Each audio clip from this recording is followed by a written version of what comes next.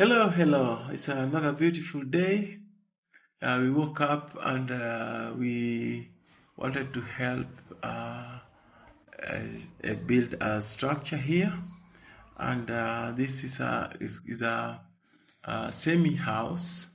But the roof, we will be using the iron sheet for the roof, and on the sides, the walls, we will be using trees, poles, round poles, and after that we will mix the soil and cement and touch it on the walls, and then later on we will do a nice smoothing with the cement, so it won't show anything inside that was used, like the trees and the soil, but outside we will make a nice smooth finishing, which is very important. And inside too, we're gonna make a very smooth walls, and the windows we'll be putting there. We are already fixing the provisions for the windows. So this is how we work in the village. We're helping a brother here, and we contributed some materials. We have to buy like the cement and the iron sheets we have to buy, and then the trees, we cut the trees from around our compound here. We have a small trees that we have been using for generations. My father made a small forest around our home here, and we every time we make sure that when you cut one, you plant two or three, and sometimes people forget to plant after cutting. So we really have to make sure that during this rainy season we plant the spaces where we have eliminated the trees, or we have lumbered the trees. So that's what we are doing right now. We are constructing this house, and I hope you're gonna look good after we are done. And my brother is very, very happy at the moment that we have to do this. Okay, this is a traditional method that before you build a permanent house or a home, you have to build your own small house. It should be temporary in the homestead of the dad, and this house, it's gonna be a temporary. That's why we build it like a semi. It's habitable. It's habitable, but and it's not permanent, because you won't stay in the father's homestead forever. So this, you have to have started a small house in the compound. This is the period when the boy is transitioning from a boy to a man. So you are starting to own a property. So this is a property that you start to own by building your own house and having your own house where you go sleep. So once you build this and you sleep in it, you are now a man. You don't go back into your mom's house.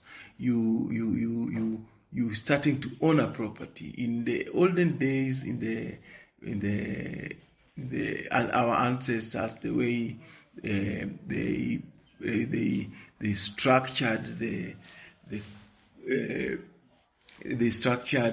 the tradition is that you are born a boy, you grow up. When you reach 18, you're now supposed to own your property, starting become a man. So you have to have your own house. Those who rushes would go ahead and marry in this house, and then you start having your family here, and wait, when you are ready to move out, you'll destroy this house, go and build your own homestead where you are now the head of your own home, and that's how the tradition structured it. When you once you build this house, you cannot come back into your mom's house and sleep in it, because now you are a man, and a mature man who is already married, or who has already moved out of the mom's house. You are not supposed to come back and sleep in your mom's house. So this is how the culture was structured. So right now, my brother has moved out of the mom's house. He's now having his small house here called Siimba. Siimba is like a cottage that a young man first builds. So, and you have to be helped by your friends, brothers. So that's why we are helping our brother here to fix this house. And once this house is ready, he will sleep in it, and no going back to mom's house.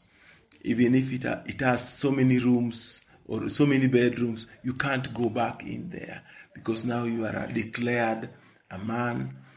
You have a property, and you also can now have some animals like goats, sheep, or cows that belongs to you. And this is the preparation that you go to the next stage of having your own home. So this is how this tradition of Luos was structured. So right now we're still working on this, a brother's house, and once we finish it, he's now happy. He's a full man who's gonna have his own home, and no going back again. Yeah, so this is what we are doing right now. We're using experts who knows how to make the gables of where the roofs will land, and there's a technique of taking those wood up there. It's hard the first time, but once we start, like right now, once we put that track, we call it power line. Once we put it up there, and it's supported, then they will find the level, and spirit level will be used, and angle that is needed up there. It's a lot of work. That's why we have to help one another. I did it when I was a young boy, when I became a man, and my other brothers did it. It's something that's going on in the Luo culture that has to be followed. And the most interesting is that the firstborn structure, the first siimba, will be placed on the right hand, and the second-born male will have his on the left side, and the follower will go to the right, and it's just left, right, descending towards the gate. So the center of the gate will be down there, and when you reach the gate, the first house you'll see, the siimba, will be for the younger boys, as we go towards the elder boy, the elder son. So the elder sons, once they reach, for example, if you have so many boys, and they are the elder ones will, when they are married and the other ones are ready to start their siimba, the elder move out of the compound so that the other younger ones can get a space to build theirs too. And it's a recycling, it's a circle that goes on until the youngest one is the one who will stay in the compound to keep the old home. Is the one who will keep the old homestead of the father. That is the tradition. Currently, because of the economy and challenges in life, People don't have so many children, so the culture is dying. And maybe somebody had just a small piece of land and has many boys. So that way you can't divide it anymore. That one is moving out. So culture is slowly fading because of the economical issues that people get challenged with. So they started to ignore some to favor the current situation. So some old traditions are fading off, and we are keeping only the most current one. That's how it is being done currently, and that's what we are doing right now. And I'm happy you are watching this video. Please subscribe and like it, and I'll keep on pouring some of the videos to show you more about Luo culture and the changes and the challenges we are facing at the moment. I am a Luo, and I'm still practicing our Luo culture. There are some that are obsolete, and we can't go back into them, like the tradition where we used to remove the 6 lower teeth, and those lower teeth were removed with reasons, because they say that in the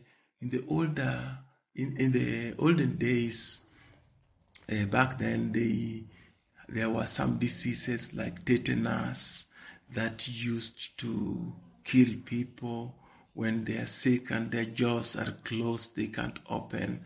So there had to be somewhere where food and the medication would be administered through. They didn't have injection or things like IV, so they could not be given any medication or food. So they had to remove 6 lower teeth to provide a gap, and the gap was used for feeding, and that gap, and also with the medication. They had a lot of medications in herbal forms that would be used.